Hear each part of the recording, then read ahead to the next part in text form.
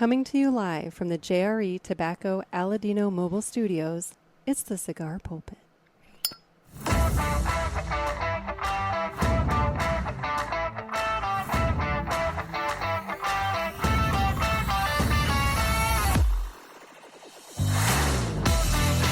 Hello, everybody, and welcome to another sermon from the Cigar Pulpit. I'm the Bishop of the Bird, Nick, and I am freezing in my garage. This winter bullshit has got to stop. I know it's only, kind of, sort of mid-February. We're in the back half of February, but as I record this, we're about to get hit by some, giant Arctic blast, and, they're talking, fucking all this snow and everything again, and I'm over it. I'm over it. I don't want any more of it. I'm done. I am refunding winter back to Mother Nature. I'm over it. So anyway, I have two heaters going. I do. I have the propane heater and I have the electric heater going. I have what else do I have? I've got my coffee and I even have my fingerless gloves that I'm going to put on once I get my cigar going. But for right now, we're gonna move this ball, or we're gonna push this ball forward. Anyway, so today, guys, we are doing an Ask the Pulpit episode. I have a few guests lined up to do interviews with later this week when it's going to be even colder, so that'll be even more fun. I'll be out here just freezing to death on Zoom, but it's all for you. It's all for you, and whatever. But today, we're doing an Ask the Pulpit. Now, I wanted to smoke something fun. I wanted to smoke something that is new to you guys. I figure I'd try and talk about it throughout. And so I have the brand new, the recently released Villiger Cuellar Caribe. It's the Cuellar Caribe Robusto. It is a 5x48 featuring an Ecuadorian Habano wrapper over Dominican binder and fillers from the Dominican Republic. Now, you may be familiar through either my show or attending Pulpit Fest or just being familiar with Villiger's line. So they have the Cuellar Cream, that's a Connecticut, and then they have the Black Forest, and that's a Maduro. But this one, the Caribe, this is that middle, that nice Habano in the middle. And so this one, I've smoked one other Robusto, just privately, just to try it, and I enjoyed it. And so this is when it makes its debut on the show. And so now it's time to cut the cigar, and the official cutting is brought to you by 2guyscigars.com. That's the number 2guyscigars.com. Two Guys have been around for 40 years, and they are the trusted name in the cigar industry. Everybody knows Two Guys, but if you don't, please give them a try. You won't be sorry. Family owned and operated, 2guyscigars.com does the very best to provide a great selection, excellent customer service, and really great prices. You're going to want to go there. I don't know why you're even thinking about anywhere else. And, and here's the other beauty is that because it is attached to a brick and mortar, this is an online purchase that you can make that still supports a brick and mortar. You can't say that with many, many online places, but, this is an online purchase that supports a brick and mortar. So, by God, you should do that.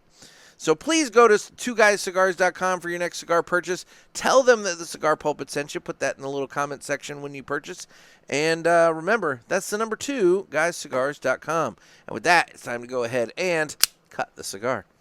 So we are going to give this guy a cut and, get it going. Now, one thing to note about the Cuellar Caribe.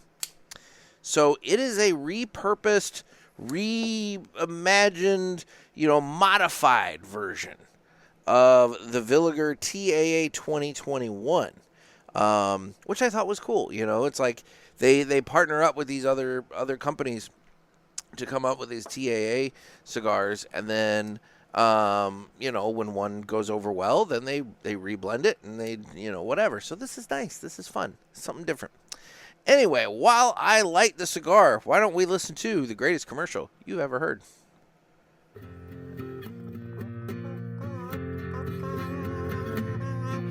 Some say cigars are all the same. It's just not true. It's you I have to blame. Well, I don't know, 'cause what I know, there is a cigar called Aladino. Corojo. Aladino Corojo. Aladino Corojo. They say authentic, so we're not confused, while the others say it's a word that's just abused. I guess that's so. They can't compete. At least I'm sure Aladino can't be beat. Corojo. Aladino Corojo. Aladino Corojo. Aladino Cigars uses authentic Corojo tobacco from JRE Tobacco. This is the greatest commercial you ever heard. Yeah. Yeah. Anyway, so got this guy lit up, and I'm looking forward to it. It's a good cigar. It adds a little bit, it's got that little bit more punch than the Crim, and it's definitely not as quite as heavy as the Black Forest. It truly is that nice middle ground. But you guys know me, I love a good Habano cigar. So anyway, like I said, it is time for Ask the Pulpit, so why don't we just go ahead and jump right into that. Shall we play a game? You talking to me? I have a question for you. You gotta ask me nicely. Ask me about my wiener. You got a question? You ask the 8-Ball. Come on, sucker. Let's get it on. Very easy retro hail there, almost floral to the retro hail. It's a nice tasty cigar right off the light here. It's not coming on strong, at all. Kind of like I said, a little florally, little. It's very, very good, very easy way to start my morning. So anyway, well, guys, Ask the Pulpit. This is where I take your phone calls, answer your questions, comments, criticisms, whatever it happens to be. So if you want to get in on the next one, you can give us a call on the hotline at area code 863-874-0000. That's 863-874-0000. Call in, ask whatever you want, talk about whatever you want. I don't know, whatever. I just like hearing from you guys. It's nice. It's fun. Anyway, why don't we go ahead and get this thing started? We got one caller here who left 2 messages, so we'll go from there. Maybe. Taking a minute to load. Is it going to load the message?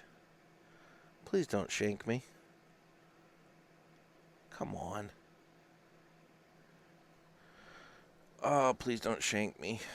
I need this. Come on. Play? Am I going to play? Hello, Ask the Pulpit. There we go. It's Trent. I have to apologize, Nick, and to Brinker. I had planned on getting a call in before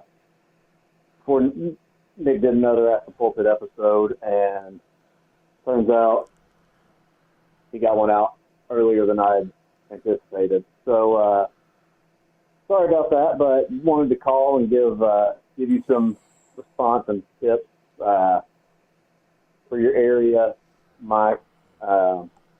So I have to agree with you. Delta is a good spot.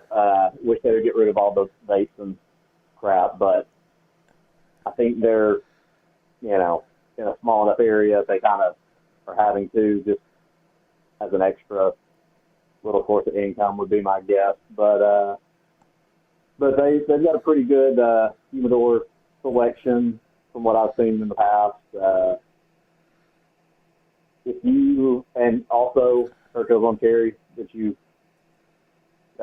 semi-mentioned, nice spot, definitely a more like not out type thing, I feel like plan on bringing the extra wallet when you go. I feel like Trent is giving also, advice. If you're up in Macon, and so like around basically off the back alley behind Hercules on Cherry, there's a place called Downtown Grill that does not really have much in the way of a humidor, but they allow, like, it's a restaurant and they allow smoking in their front room. So just, kind of cool place to check out. They didn't have a whole lot of selection there, but still cool to go if you want to eat somewhere other than Churchill's. Also up there, if you go, it's further up like the east, or on the northwest side of Macon, like if you're going kind of toward Atlanta, 75. There's a liquor store called Hilltop Liquor, and they've got a pretty decent selection, pretty good prices. So might be worth checking out. You can also hop over to Jeffersonville, which is over the other side of 16. And it's a little town. They've got a cigar lounge there. Check the hours, but they're not open a lot. I feel like it's like 4 days a week maybe, but they're a pretty cool place to go to. The owner of the lounge is the mayor in the town there. So well, at least we know their city council is not passing any anti-smoking legislation. Trent, you got to upgrade phones, man. You sound like you're calling in from a fucking potato. I mean, I'm just going to be blunt. Like, the call quality on this one sucks, buddy. But, all right, you left one more. It looks like you got cut off, and you left another addendum. So we're going to continue taking a slight tour of cigar shops around Georgia with Trent here. So, sorry about that, Mike. Got cut off. Thought I was going to get it in time. But, yeah, you are definitely compared to St. Louis in a bit of a desert. Was going to say, if you feel like venturing up closer to Atlanta, definitely going to find a lot more stuff. Even, on the south end, get up to Griffin, McDonough, Stockbridge and stuff. There's a good bit of shops around there. So yeah, I would definitely suggest going out and exploring some as you can. And, for close to you, I think, like you said, just checking out a few different lounges and some of the liquor stores and little vape shops and stuff, and maybe be able to find some hidden gems. So, but everybody stay safe and stay smoky. I think the bottom line point of this is that, some of us are very fortunate to live real close to a place where we can get our cigars, and some of us, unfortunately, have to travel quite a bit to find their cigars or shop online. And, if you want to drive all over Hell's Half Acre, you can find places to go. But sometimes you don't want to. Sometimes you just want to pop up to the shop and get it, 5 minutes over there. Like, I remember, when I was living in my duplex, I was like 45 minutes to the nearest cigar shop. And that sucked. When I'd want to go to the shop, I wanted to go to the shop. I didn't want to drive 45 minutes to get to the shop. I wanted to be at the shop. Now, I live less than 5 minutes from a shop. Is it the best shop? I mean, it's not bad. It has a lot of potential. He's very heavy on Drew Estate, but it'd be nice if he, went a little heavier on some other lines. I did talk to the owner just the other day, and he said that the rep from Crux was just in the shop. Now, whether or not that means that anything is going to happen, I don't know. But it'd be nice. It'd be nice to have maybe another line where it was more than maybe a box or two deep. But that's neither here nor there. And this is one of those things where it only gets better when you talk to them. And, and also these guys, they're small businessmen. They're operating on very razor thin margins. It's one of those things where I know I can't sit there and be like, you need to bring in blah, blah, blah, blah, blah, blah, blah, blah, blah, because, every time I'm there, there's only 3 dudes in the lounge, and I'm probably one of them. So, realistically, it's not like I see a lot of traffic. But I don't know. I don't want to assume that he's doing bad. He might be doing fine. But the bottom line is, yeah, you can find places to go if you're willing to drive. Sometimes it might be a few hours one way, and that would suck. But anyway, no, thanks, Trent. Upgrade phones, man, or something like that. I mean, no offense, but Yeah, you sound like you're calling from a fucking potato. So, anyway, now we have another caller here. Nick, it's Chris from Oklahoma again. What's up, Chris? Driving to work on a rainy day. I know that you told Dakota not to call and drive, but it's kind of my only time. So I got a couple of things to hit. Hey, if you can I'm going to try to hit them relatively quickly, see if I can get through them. You were talking about the post office. Oh, dear God. Okay. Not sure if you're familiar with Tecovas cowboy boots or not, but they're a really nice cowboy boot, and I had a pair that I just didn't wear all that often. So they have something called the Tecovas Trading Post, and I sold them to a fellow boot wearer on there and put them in the mail that same day, which was the 11th. Oh, God. They went from Oklahoma to Georgia to 2 cities in South Carolina to North Carolina, and then back to South Carolina, where this guy lived, in 12 days. He got his boots on the 23rd. Wow. So, yes, I agree 100%. There's something wrong with the post office. There is. My second thing. Put a pin in that, by the way. Trying to read my notes real quick as I drive down the road. Marijuana. Oh, boy. I'm in charge of about 175 athletes. I think I told you I work in sports medicine. But one of the things is I am in charge of their drug testing. And here in the state of Oklahoma, marijuana is allowed as a medicinal drug. But however, you have to have a prescription for it. And those individuals that want to play college sports in the state of Oklahoma must adhere to the NCAA national rules. And because marijuana is not legalized nationally, I have to have a big meeting with all my athletes at the beginning of the year and say, look, I don't care if you've used it in the past, you cannot use it while you are an athlete here, because even though the state of Oklahoma has legalized it, we run by national guidelines through the NCAA. So that was just kind of one of those things that I know you were talking about, you know, the differences between national and state legalization for marijuana, and that was just kind of one of the things that I wanted to touch on, was the difference as far as collegiate sports go. Interesting. The other thing is your little buddy heater. Okay, go on to Lowe's.com or Amazon, and they make an adapter. I have one of the big buddies, the one that has the 2 tanks, one on either side. Okay. Well, they make a hose that is an adapter that you plug into your little buddy or big buddy. Instead of screwing the little green long canisters in, you put it onto the big-ass tank that you buy at... He got cut off, but we got more messages. Okay. This is Chris from Oklahoma again. And I say again because I don't know if the actual recording thing sent you my last one, because I hit over the 3 minutes and wasn't done talking, and I hit the number 3 button to re-record my message, and it hung up on me. So sorry, I'm going to call back and start from scratch with my message, because I've got 3 topics I want to touch on, and it will take me right around that 3 minutes, but I'm going to try to do better this time. So if you've already listened to my previous message because it did get sent through, then just delete my next one or skip it or do whatever, because you don't need to listen to the same exact 3-minute long message twice. So just a warning. I'm going to call back. You know what?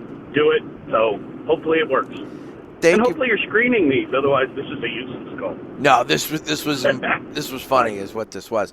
Chris, thank you so much for the calls. I am going to skip the next one because I think I get the point. Yes, I am aware of the little hose the adapter that I can get for my little buddy to get the bigger can.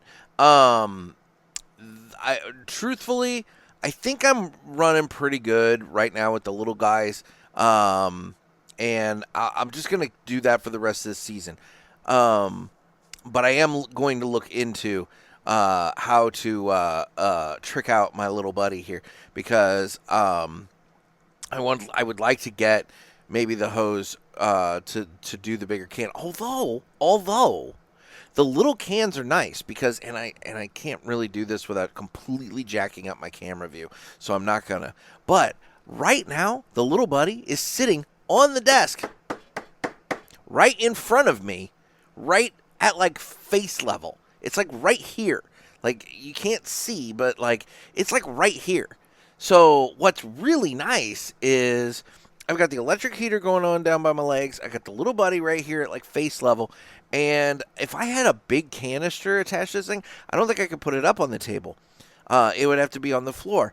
But it's kind of nice having the heater like right next to me, like right here. So I kind of like maybe keeping it there. So I might stick with the little cans. I don't know. It's something to consider. I want to look into. They've got the adapter where you put it on the top and it has like a fan where it blows the hot air, and everything. That I think would be nice to look into as well.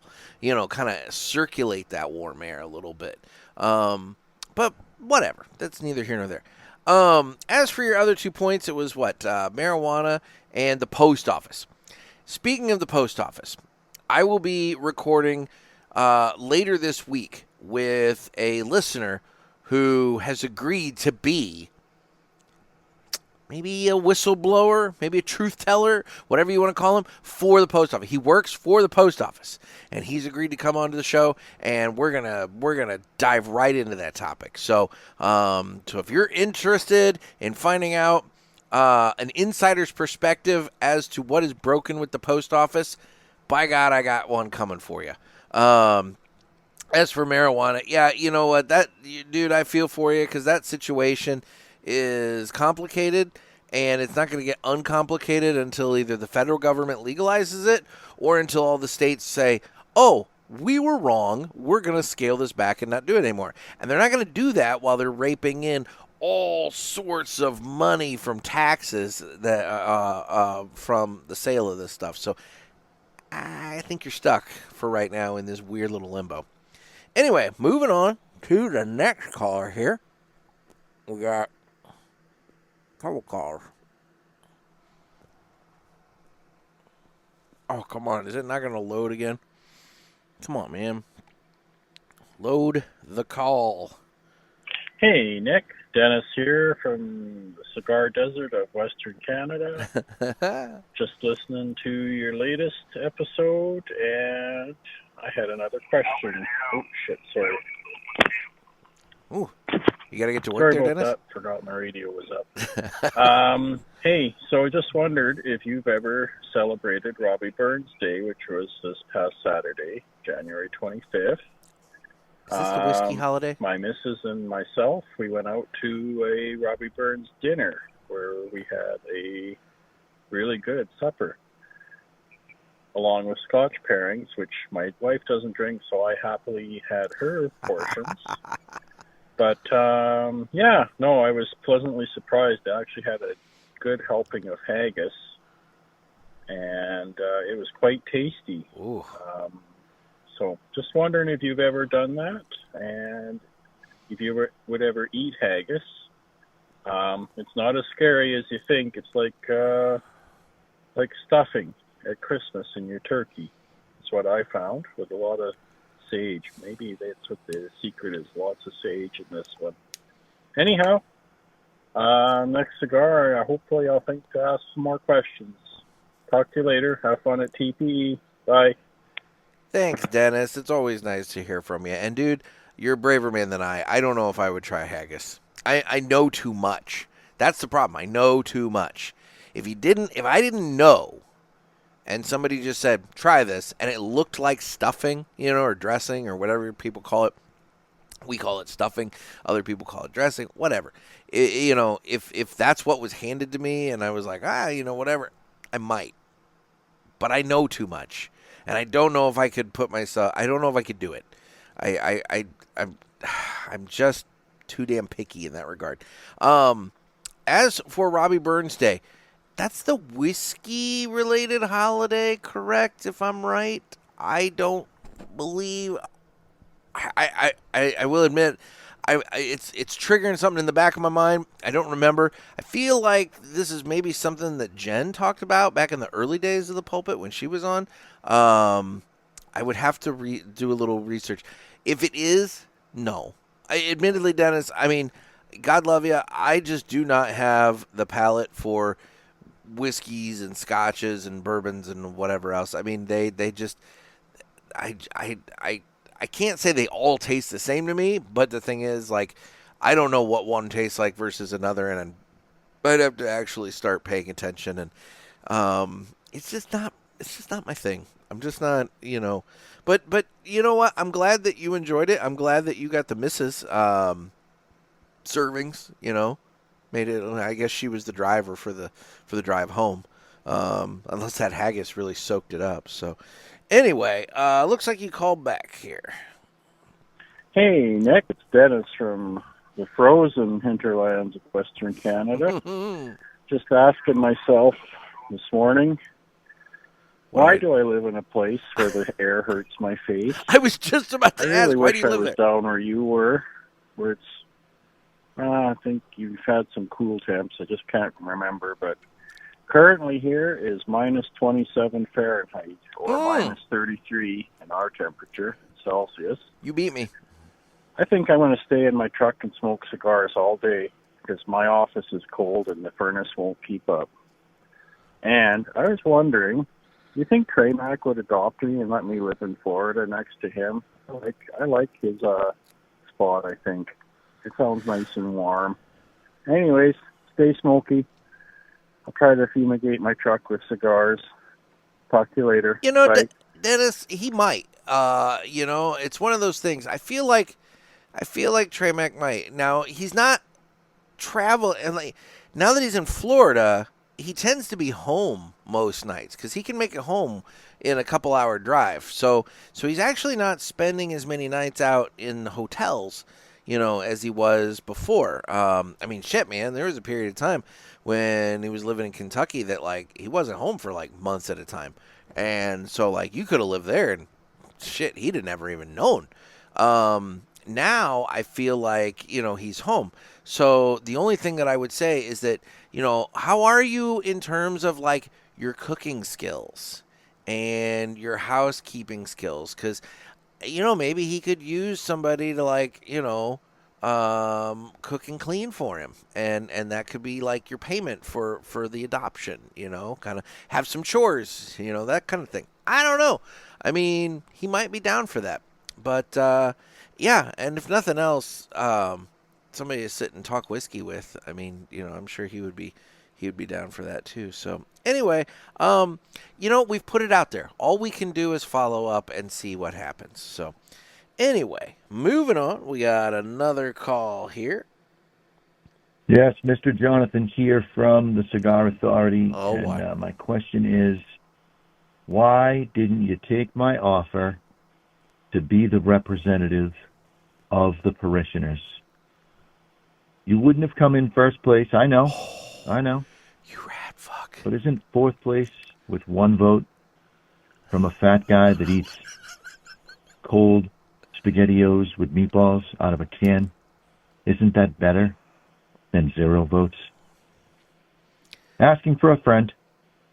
Long wow. See, now I don't remember the offer. I'm blanking. I don't remember the offer to represent the parishioners in the meatball. Seth picked up that baton and ran with it right off the bat, but I don't remember your offer to represent the parishioners in the meatball competition. I mean, realistically, if you had represented the parishioners in the meatball competition, I would have told you from the jump, don't do a fucking Swedish meatball at a meatball competition. I mean, come on. It's being served with pasta and garlic bread. What makes you think a Swedish style meatball was the way to go? I mean, you should have gone with the red sauce. You should have gone with this traditional meatball. I mean, Jonathan, you're a nice guy. I like you. Other people have their opinions and whatever. I like you. Dude, 7 years straight. At what point do you just say, I'm not a meatball maker, and you give it up? I'm just saying. You gotta learn your limitations. I know some of mine. Now, granted, I ignore some of my limitations, but I know what they are at least. And maybe that's what you're doing with the meatball. Maybe you acknowledge, you know what? Somebody's got to come in near the bottom, and by God, if anybody can be the best bottom, Jonathan can be the best bottom. So, moving on, another call here. Hey, Nick, thanks for doing this. Hey, first, you got to keep going with Ted Lasso. The show's super inspiring. And the good news is, like, when you're done with the 3 seasons, you can go back and watch it a bunch of times, and you catch little things, and it's just a wonderful show. So keep going and enjoy it. I was thinking about your tracking of your cigars, and I'm a bit of a all right, I'm a nerd. I keep track of what I smoke myself. It's a big old spreadsheet, and I'm just wondering how you categorize things, like how you're planning to go forward with, like when you look back at the list, like how you remember what was really good and what might be box worthy, what might be pack worthy, how you remember the special smokes. Just asking you to talk out loud and say a bit more about how you think that tracking is going to start to go going forward with making sure that you can go back to it and get all the goodness out of it. Anyways, thanks for taking my call. I appreciate it. Have a good night. I appreciate the call. And while you did not leave your name, I believe, I don't remember, somebody, maybe it was in the parishioners group on the post where I said that I was taking calls. Let me see. Somebody. Yes, it was Adam. Yeah, Adam. You left a comment saying that you forgot to include your name, and I remembered that. so Adam, thank you for the call. First of all, Ted Lasso. We'll get to that in a little bit. Villiger Entertainment Report's coming up, and I have been watching some more of that over the course of this weekend. But regarding my cigar tracking, so last year, all I did is I had a note in my phone. Actually, 3 separate ones. I did one. I broke the year into thirds, and so I would track, and that way I wouldn't have one massive note and everything else. But all I would do is just put the date, and I put what I smoked, and that was it. That's all I tracked. And then when I imported it into the spreadsheet, I broke it down by manufacturer. I broke it down by size, but that was really it. I had 3 categories. I had manufacturer, cigar, and size. This year, I am about a month and a half into it, and so I have been tracking more. So what I've been doing is I have been tracking the same things: manufacturer, cigar, size. I've been tracking where I procured it. So was it a sample that was provided to me? Was it something I bought? Or was it like a gift from somebody? You know, because I want to be able to say at the end of the year, oh, this is how many I bought. And that's more for me. That's not, I'm just curious about that.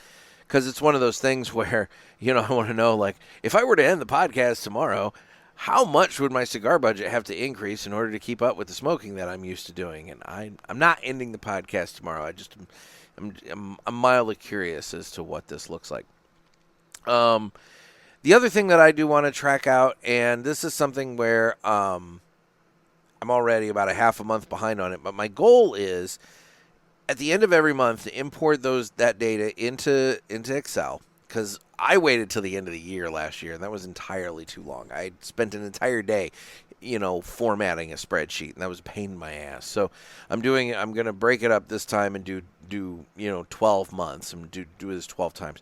Import the data, format the thing, but I'm going to look into the actual cigars, and I'm going to look and determine, the wrapper binder filler. That way I can say, this year I smoked X amount of Nicaraguan cigars, X amount of... And even that's kind of hard to say, because when you stop and think about it, like this Villiger that I'm smoking today, the Cuellar Caribe, this was made, well, this one actually is slightly different. This one, I believe, was made in the Dominican. But it has an Ecuadorian Habano wrapper, so is it a Dominican cigar? I guess that's the thing. You got to track out maybe where it's made, but at the same time, like, what if a cigar is made in the Dominican, but it's made with a Nicaraguan wrapper and binder, but filler from the Dominican? How do you assign country of origin for something like that? I don't know. I mean, that gets weird, and I'm sure people have got standard ways of doing so, but by God, I want to have my own. So I do plan on doing some tracking in that regard. One of the other things that I've been doing, and this is purely subjective and objective, or subjective, not objective,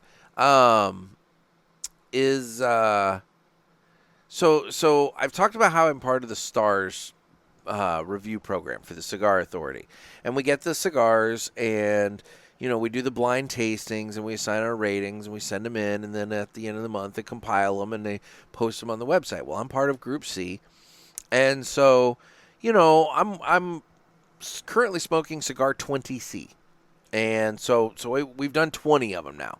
Or, well, I will. I've smoked one of the two. I haven't smoked the second one yet and done my review. But we've got Cigar 20C, all right? Now,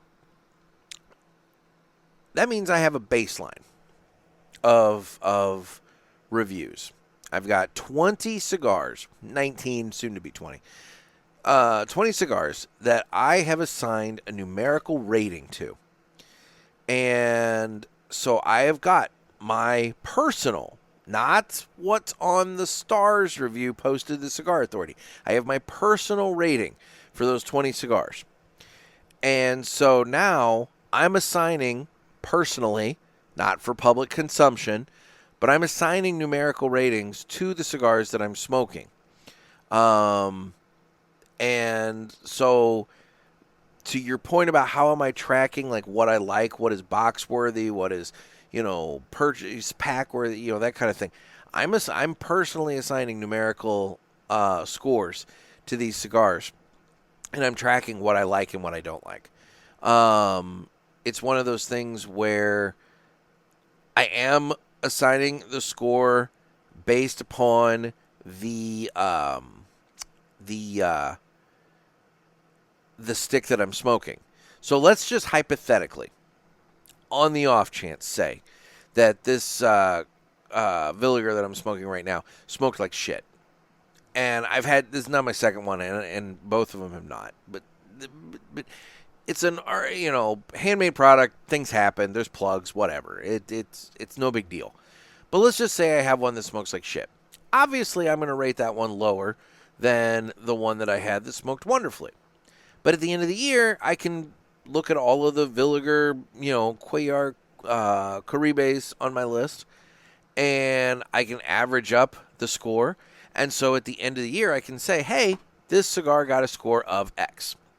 And then that way I know I like that cigar or I don't like that cigar, that kind of thing. Which I do like the cigar. But I am doing some internal tracking in that regard. Some cigars I know are box buys for me. It's one of those things where you know it when you have it. It's just like, that's a box buy and whatever. But some of them do come along and surprise you. Like, I remember the first time I had the Perla del Mar Corojo. That cigar surprised the shit out of me. Because you all know me by now, I'm not a box press guy. I'm generally not one that digs box press cigars. I'll smoke them, but it's not my preferred, not my preferred format. And so, when I tried that Perla del Mar Corojo for the first time, I was shocked at how good the damn thing was. And I think I had maybe one or two of them before I went on the J.C. Newman or went back to the J.C. Newman factory in 2021 and bought a box.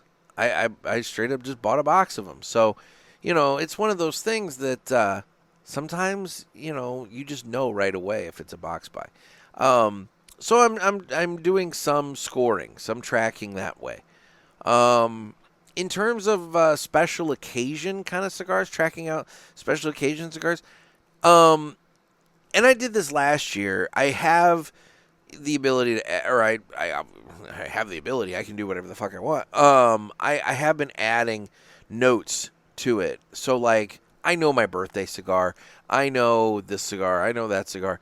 So, yeah, if I have a special occasion kind of moment, I'll take note of that. But generally, I just, in my note, I write what the cigar is, the date, and whether and how I procured it. There'll be some additional stuff. And the score. So I hope that answers the question. I don't know. What is everybody else? Those of you who do track your cigars throughout the year, what are you tracking? What are you, keeping note of? Like, what am I missing? So I don't know. Anyway, moving on. We got one more call here. Maybe. What's up, Nick? This is Dakota. What up, Dakota? I am calling because I saw your request for calls. So hello. I was just hello, letting man. you know. How you doing? Wanted to let you know. I'm out here right now. Well, I'm on duty. I'm at my park. I'm walking around, and I got this little Villiger export, which, you know what? I got a question. I got an answer. I've been buying a lot of Villiger exports, specifically the Villiger export Brazils, because, well, they're what I can afford as far as smoking time and price. Mm-hmm. And they're strangely, for what they are, they're really good. They are good. Got not complex flavor, but they got it. And they're freaking spice bombs, man. You need to try the Brazil. Quite spicy. And it might be at this moment like my go-to favorite, just smoke them. If you got them type situation, I don't know.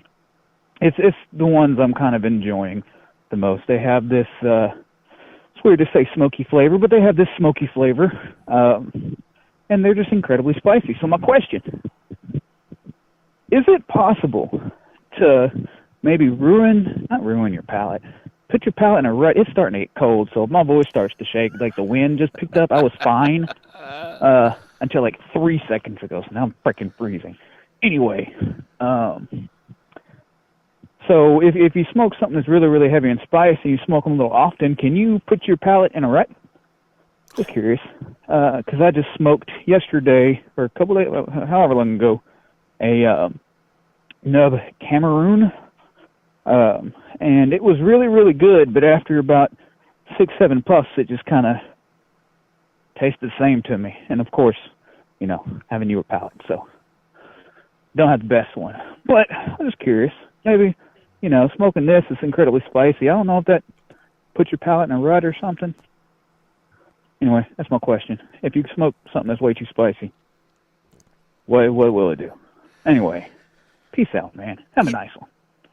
Thanks, Dakota. So, again, I'm no expert on this. I know my experience. And in my experience, I feel like the stronger I progressively smoke, the harder it is for me to go backwards in terms of strength without some period of time of reset. Time cures all. That's the thing. Time cures all. There's things you can do to reset your palate.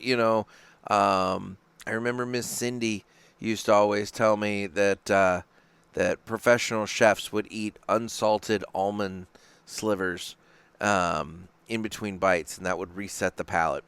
I don't know. I don't know in terms of like if that's a temporary quick reset or a full on. I can say to your point about getting in a rut, yeah, you know what? Like with anything, if you're going to sit and you're going to eat McDonald's cheeseburgers every single day, at some point, you're going to get in a rut, and the idea of a McDonald's cheeseburger is going to turn your stomach. Some of you may have had your stomach turn just at the thought of considering eating a McDonald's cheeseburger just in general. But whatever. But my point is that, yeah, you can get in a rut with anything. I like variety. I tend to try and have a little bit of smoking variety when I'm smoking.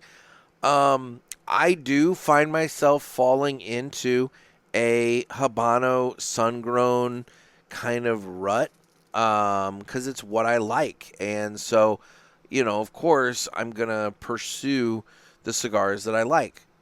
Every once in a while, something comes along and hits me, and I'm like, holy shit, that was different.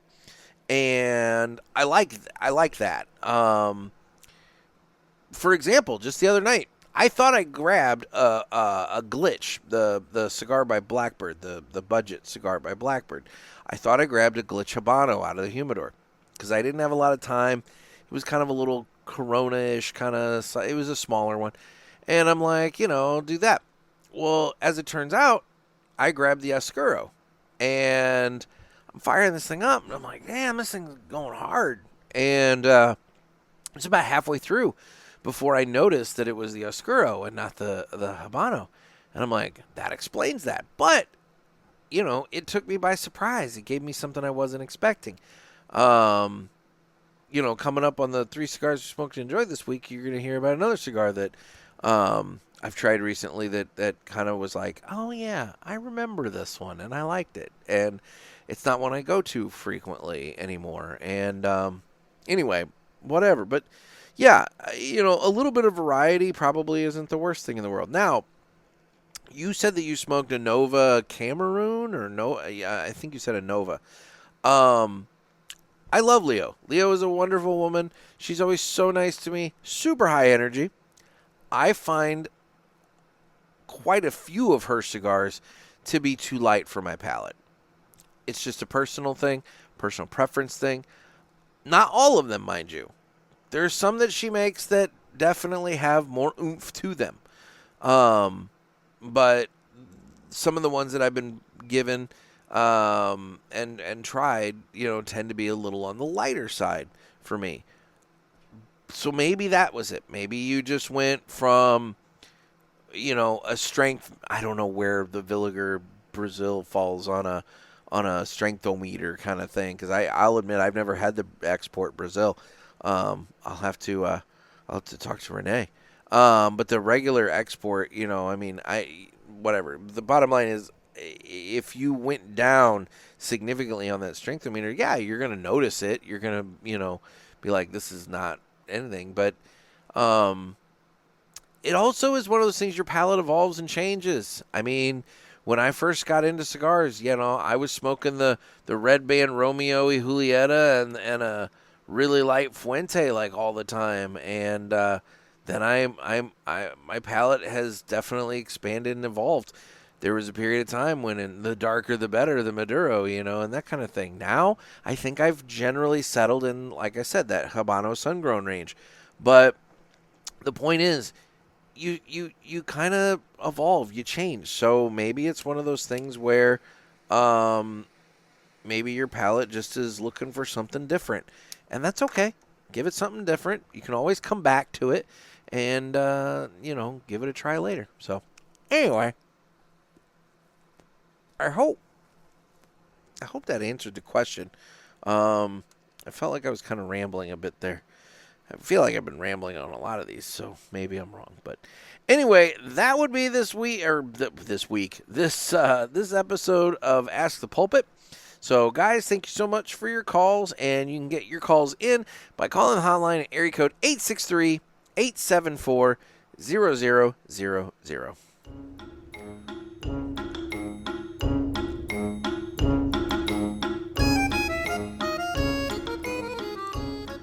All right, now let's go ahead and move right into this.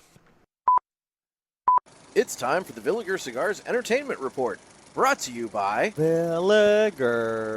Villiger Cigars, one of the leading cigar and cigarello manufacturers in the world, founded in 1888 and still family-owned and operated. Head over to VilligerCigars.com and check the store locator to find a shop near you that carries them. We guarantee that Villiger Cigars will be a wonderful addition to your humidor and cigar rotation. So, before I get into Ted Lasso, because, we talked about that in the calls, I did watch one movie this week. I was scrolling through the streaming services, and one just stood out to me, and I was like, damn, I haven't watched that movie in a long time. And that was The Untouchables with Kevin Costner and Robert De Niro and Sean Connery. And holy shit, I love that movie. It's such a good movie. Connery just comes in and just chews up the scenery and is, he brings a knife, you bring a gun, and all that. And it's like, that's a Chicago way. And it's like, oh, God, whatever. You kind of get sick and tired of hearing the word Chicago, like that. But it's such a good movie. And I really didn't. I enjoy that one a lot. So it was kind of a quick little hit, but whatever. After I record this episode, I'm going to see the new Captain America, so I'll have a report on that next time. I know reviews have been kind of all over the place on that, but, I'm interested. I want to go see Harrison Ford be a Red Hulk. Why not? And then Ted Lasso. So I started the second season this weekend, and over the course of like 2 nights, I've binged through 9 of the 12 episodes, 9 or 10 of the 12 episodes. And fuck this show. This show, it's so just, it sucks you in. You care about all these characters so much, and it's so heartwarming and well, and just like whatever, and like it's like, like why do you find yourself crying at this show? It's like when oh my God, when Ted calls the team psychologist and finally opens up to her about like a piece of trauma from his past, and he's upset and whatever else, and I'm just like, oh my God, why am I freaking bawling at a fucking TV show? But like, oh my God, it's so much.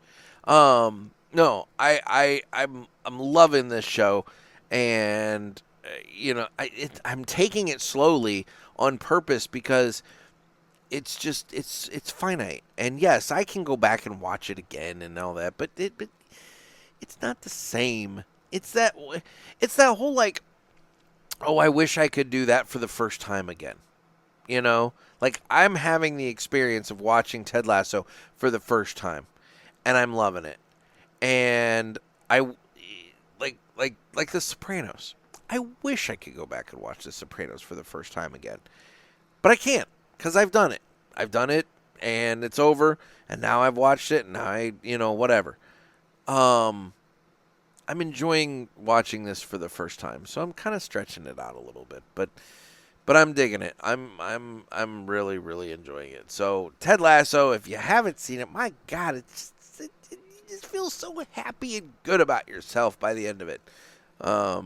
Anyway, and I love Roy. Right, he's such an ass, but he's such a lovable ass. But anyway, so all right, well, let's move on and do this now. It's time to fly high with Blackbird Cigars. Blackbird Cigars offers you remarkable quality using the most delicate and finest tobacco to always ensure that you're receiving unsurpassed cigars. Blackbird Cigars strives to give you undoubted repeating flavor for every cigar you smoke and impressive quality so that you can always expect greatness. Check out their website for a full list of stores carrying Blackbird Cigars and give them a test flight. Blackbird Cigars, can't clip our wings. Alrighty, and so today for the Fly High with Blackbird, Jeff Keefe has recently revealed himself to be the man behind the googly eyes placed on sculptures all around a Portland, Oregon suburb named Bend. Keith is the founder of a nonprofit called Guardian Group that works to combat human trafficking. He said that the eyes serve as a respite from the emotional toll of his work. Quote, it's a place for me to cope with some pretty heavy stuff, he he told the Associated Press. Keith has lived in Bend for nearly 2 decades and says that he hopes his pranks bring some humor and joy to the people's everyday lives. Quote, I think the biggest thing for me, just to get a laugh. He said, when I come up on these roundabouts and I see families laughing, like hysterically laughing at these, it makes for a good time. So be like Jeff Keith and Blackbird Cigars and don't let anybody clip your wings. So the city of Bend had these like sculptures all around town. And randomly, they would just all of a sudden appear to have googly eyes placed on them. And nobody knew who did it. And it was kind of a thing for a little while. Well, then the city came out and was like, we don't want you doing this. Don't place this. The adhesives can harm the artwork. And it's cost the city $1,500 to remove these googly eyes. Now, do I truly believe it cost the city $1,500 to do it? No. I think that was some bullshit by the city to try and, like, dissuade people from doing, continuing this. The article did say that Mr. Keith went and actually offered to pay back the city, the money, and there was no word as to whether or not, they accepted that or not. But anyway, the bottom line is he has come out as the guy behind the googly eyes, and I think it's fun because, by God, we need a little bit of fun in our lives. So, guess what, motherfucker? it's time for 3 cigars we smoked and enjoyed this week. And guys, my cigars this week, at least 2 of them are going to surprise you. Maybe one. I don't know. But the first one I smoked is one that I've been smoking when I go to the lounge that's kind of near my house. I've said they have a big Drew Estate selection. Some of the others are a little lighter, a little thinner. So I'm kind of hitting some things that I don't normally hit too frequently. And one of them I found myself going to has been the Perdomo 10th Anniversary Champagne in the Epicure size.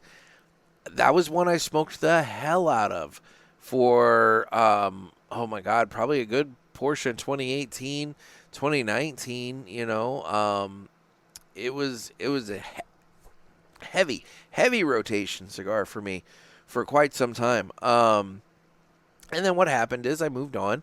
I tried some other ones, and now I've kind of settled. I really like the Habanos.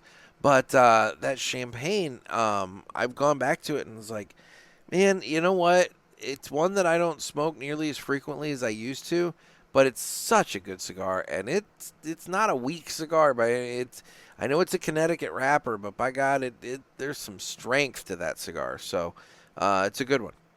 My next one that I just smoked the other evening. I found it rattling around in the humidor, and that was a Yagua. And, you guys know that I love that cigar. And I'm waiting for that to come back with another round. It's been a minute, and, I'm waiting for another round of Yaguas to come out so that I can replenish my humidor supply with those. The last one, that's the surprise one. That's the one that surprised even me. Because I, come on, you damn lighter. There we go. That's the one that surprised even me. So I found it in the humidor, and I'm like, I'll smoke it. Just, it's kind of one of those, like, I don't really know what I want, so I'll just go ahead and smoke this. And, it was a 2012 Connecticut from Oscar Valadares, and it was a box press torpedo. So it's a torpedo, which sometimes I'm into torpedoes. Sometimes they can be problematic because I don't clip off enough, and I always have to go back and whatever. This one I managed to do just fine. So it's a torpedo. It's box pressed, which I literally just earlier said I'm not the biggest box press fan. And it's a Connecticut. And so I'm like, okay, I don't know if this is going to even be something I enjoy, but it's like, let's just do this and whatever. And it's been a long time since I've had one of these. A really, really long time. Like, I don't know how long this thing has been rattling around in my humidor, but it's been in there. It had to have been in there a long time. And so I had this. I fired it up. And by God, if that damn cigar didn't just hit every bullet, it just hit every box for me.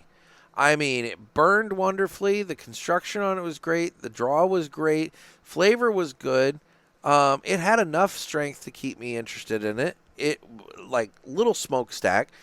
I got plenty of time out of it. I enjoyed the hell out of that 2012. I really, really enjoyed it. So, for what it's worth, maybe consider going back and trying a cigar that you haven't had in a really long time, and just remind yourself why you smoked it, why you enjoyed it in the first place, because it obviously did something for you at one point, Maybe it doesn't hurt to have a little reminder. Anyway, so that's 3 cigars we smoked and enjoyed this week. Otherwise, guys, I think it's time to talk socials. I'm available on Instagram at The Cigar Pulpit. I'm on Facebook, where we have the Pulpit Parishioners group. Get in on the fun there.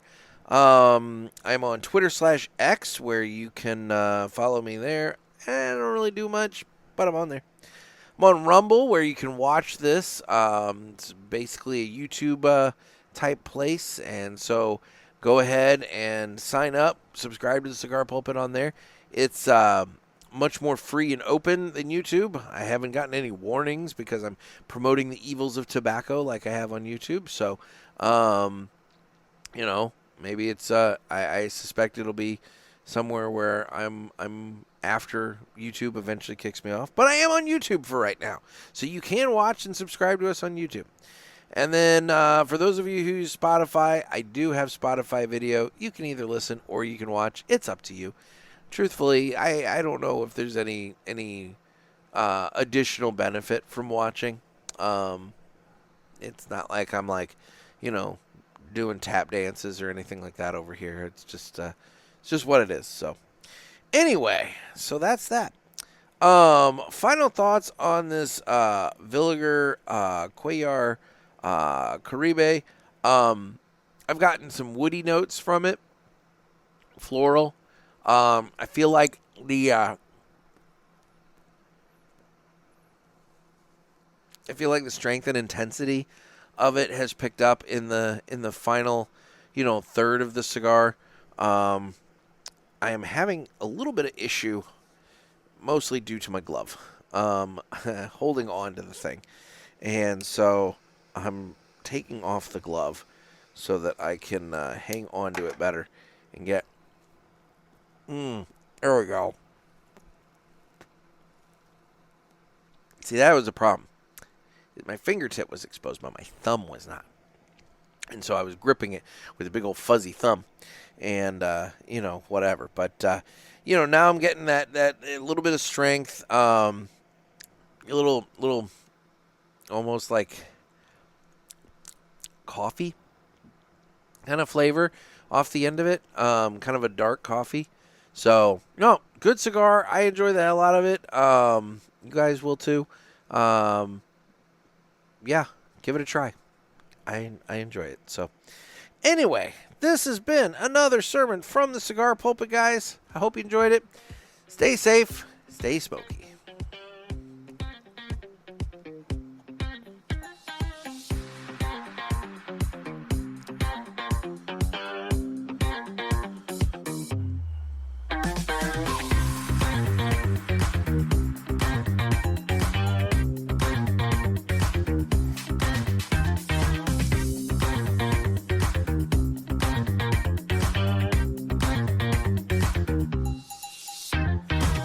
I'm off to go see a movie. Later, guys.